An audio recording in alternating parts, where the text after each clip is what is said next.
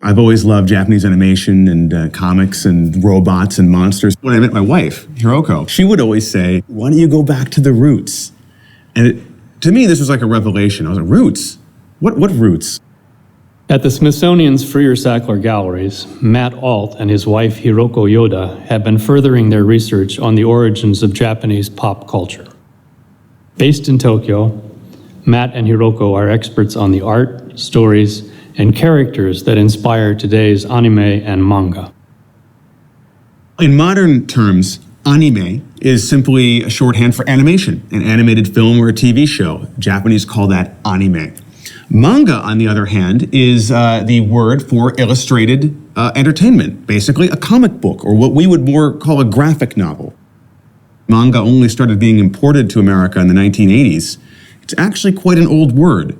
Manga was coined by none other than Hokusai in the 1800s to define his sketchbooks. And it literally means silly drawings, pointless drawings, meaningless drawings, doodles. This one is actually called Hokusai manga. You can see this kind of playfulness and this kind of irreverence. Mass production in the late 19th century made these images available to a much wider audience. The ability of Japanese illustrators to get right to the core of what makes people laugh, of what makes people scared, what makes people cry, what gets them aroused, I think points to this sophistication.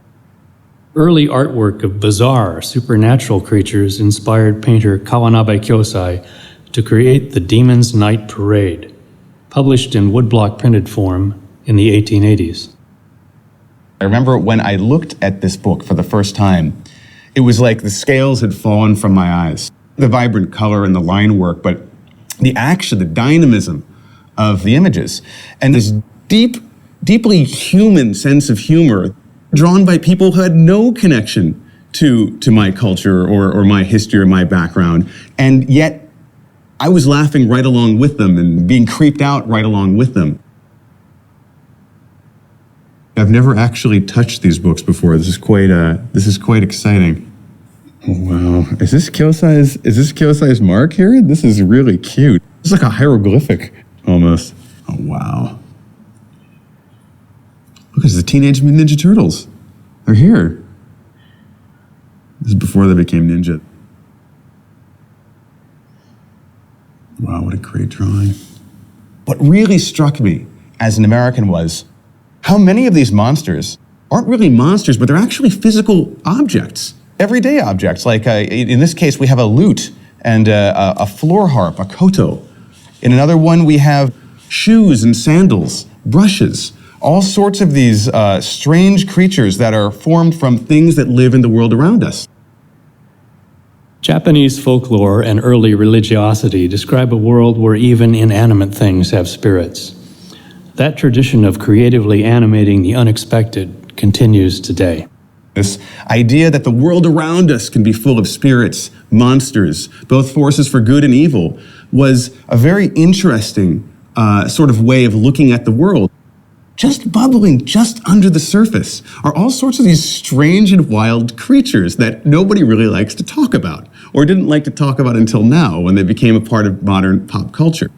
From the time of its opening in 1978, the skyscraper Sunshine 60 was said to be haunted by spirits erupting from its dark foundations. When Hiroko and I were researching our book Ukiyo-e Attack, one of the more interesting episodes we uncovered centered not on an old house, but a skyscraper right in the middle of Tokyo called Sunshine 60.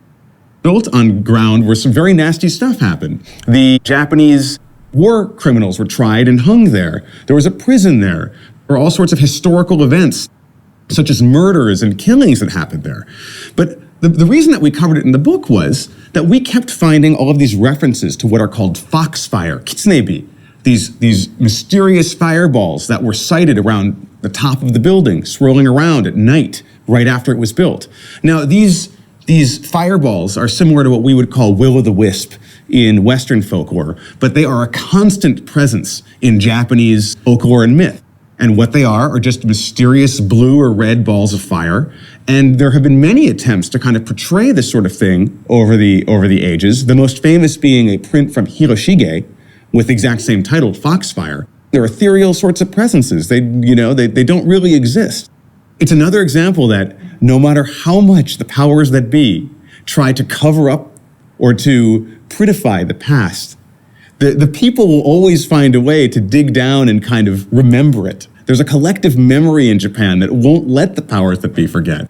That even in this modern metropolis, in the corners of this modern metropolis, lurk strange creatures and strange happenings. In the late 1800s, Japan's rulers were keen to modernize the country and attempted to denigrate and suppress old beliefs as unenlightened and uncivilized. They wanted them to focus on steam engines and modernizing the military and things like that. But as these beautifully illustrated and sophisticated books show, there was a huge hunger for this sort of thing among the populace at large. And I think it just goes to show you really can't keep a good monster down. In a similar vein to today's political cartoons, Japanese artists often used manga as a vehicle for social and political satire. One of the fascinating things I realized when Hiroko and I started looking at all of these Edo and Meiji era books was how many of these were actually social satire, political cartoons. It might be very difficult to directly criticize the emperor or the shogun or the powers that be, but if you make your antagonist a monster or a demon or a ghost, it becomes a lot easier to say these things you wouldn't be able to say otherwise. The Japanese government actually did succeed to a certain extent in suppressing folklore and superstition. And then at the turn of the 20th century, a Greek-born journalist by the name of Lafcadio Hearn traveled to Japan and with his Japanese wife uncovered a lot of this folklore again by going around and actually interviewing Japanese people on the street and putting them down in writing for the first time anywhere. Hearn's English language adaptations made this rich tradition known worldwide. Foreign fascination helped to legitimize interest in these weird corners of the Japanese past. This renewed interest may have paved the way for the vast number of comic book narratives published today. When I was a kid growing up in the 70s and early 80s, anime and manga were treated as junk culture by Japanese. That's spun around 180 degrees now, where the Japanese government is actually funding what they call a Cool Japan program, exporting Japanese pop culture, manga and anime. The same stuff that they were telling us is bad for us when we were kids is now forming the cornerstone of Japan's 21st century economic strategy. Over the past decade, Matt and Hiroko have compiled hundreds of descriptions of Japan's legendary spirits in a series of books. The more you press, the more you realize that almost every Japanese person has an innate understanding of more than a few yokai and yurei specifically. Like, for instance, there's a Japanese monster called a kappa. It's a river imp. It lives in rivers, and traditionally it would pull people under the water to kill them. And at its most basic, it's sort of a personification of the dangers of water. But almost every Japanese person can describe the very specific set of characteristics that comprise a kappa. The green skin like a frog, tortoiseshell back, beak like a bird, and a little dish of water on its head that if it ever spills, it loses all of its power. Battling monsters was a popular theme. Famous warriors were shown in close combat with horrible creatures, sometimes so closely intertwined that good and evil were seen as extremes on the same spectrum. There's virtually no distance between the monsters and the humans who are fighting them. There's so much information and action going on, it's very difficult to figure out where to put your eyes. There's no vanishing point or sense of perspective in here. It's all really in your face. These are a beautiful series of woodblock prints by an artist named Kuniyoshi, and they depict heroes of old defeating ferocious, supernatural, superhuman creatures. Several of them take animal form. We have a giant monster kitty cat here. Kappa, the yokai known as Kappa here. Water-dwelling spirits or monsters. A wild boar being defeated by a famous Japanese hero named Kintaro. And the woman of Ibaragi, which involved the gate, Rashomon Gate of Kyoto. One of the really fascinating things about these prints is the sheer visual attack of them, the density. It's almost claustrophobic. There's absolutely no way to escape a bunch of kappa who are crawling up your pants here. And it's also a precursor to similarly dense page layouts that you see not only in modern manga, but in modern Japanese magazines. Things arranged jam-packed into the page. Another popular theme that emerged in early woodblock prints and printed books are stories about ghost spirits, or yurei.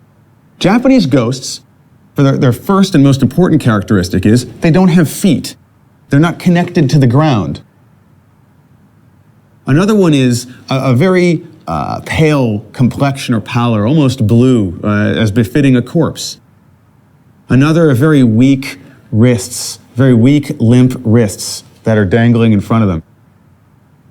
Perhaps most importantly is long, flowing black hair. And in Japan, some of the angriest and most fearsome ghosts are women. Something terrible has to have happened to you. Something so terrible that you couldn't extract revenge or get any satisfaction for it in the world of the living. A potent mixture of jealousy, fury, rage, resentment, all of these emotions rolled into one, this cocktail, as it were, that creates or fuels a yurei. This triptych of woodblock prints is a perfect case in point. It portrays a very famous ghost story called The Plate Counting Ghost, which stars, if you can call it that, a woman named Okiku. She was the maidservant of an aristocrat in old Edo. And one day, when she was cleaning her master's priceless Delftware china plates, she dropped and broke one. And she tried to hide it, but her master found out. And he punished her by killing her and throwing her down a well on the property. Every night thereafter, Okiku's spirit would rise from the well and begin counting, one by one, the number of plates that were in the collection, always stopping at the last surviving plate that she hadn't broken. And this drove her master crazy. Over the course of many weeks and many months, he was desperate to exorcise her spirit from his well on his property because this was shameful to him. It was humiliating. He was being humiliated from beyond the grave. And I think that's one of the most fascinating aspects, not only of this ghost, but many ghost stories. They aren't these kind of Friday the 13th style slasher stories. They're very much about honor and revenge. Mid to late 1800s, an image like this was instantly recognizable to everybody in Edo and all over Japan as a ghost. A third category of Japanese spirits is much less ethereal, a demon or ogre called oni. One of the most distinctive creatures in Japanese folklore is known as the oni. They look like ogres and they carry giant studded baseball bats with them and they dispense justice to the wicked. Or sometimes, just like beating on innocent people, they're a kind of very mercurial presence. I can guarantee you that Hokusai had some sort of social satire, political commentary in mind when he did this, because what better way to throw light on the people around us, the powers that be that make decisions that affect us that we have no say in, than to recast them as oni, as demons and monsters that are in the world around us. Another well-known category with roots in pre-modern Japanese folklore and art is the character of the ninja. This is one of my all-time favorite woodblock print images, and it depicts a man by the name of Tenjiku Tokubei, who in times of old traveled to Southeast Asia, India, and brought back to Japan tales of this mystical world and claimed to have learned supernatural powers and spells.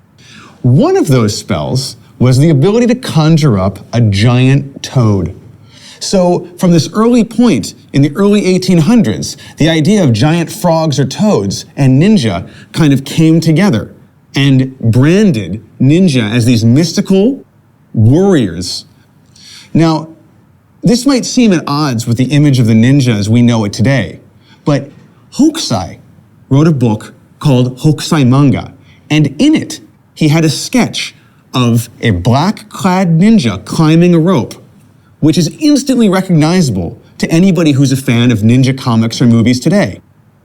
Despite a strong push for modernization, the classic fables and legends prevailed, in part because of the classic works of the artist Yoshitoshi, one of the last great masters of woodblock printed illustrations.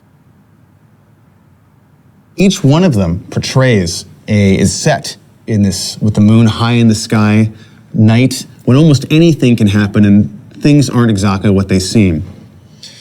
This one here is of Kiyohime, and she is a woman who is desperately in love with a monk and pursues him across the country. And he makes his escape many times, but every time they cross water, she transforms into a serpent. And this woodblock print shows one of these climactic moments where she has just risen out of the water and transformed back into her human form. This second print here hails from one of Japan's most famous stories, Genji Monogatari, the Tale of Genji, that's widely considered the first modern novel, and it was written over 1,000 years ago.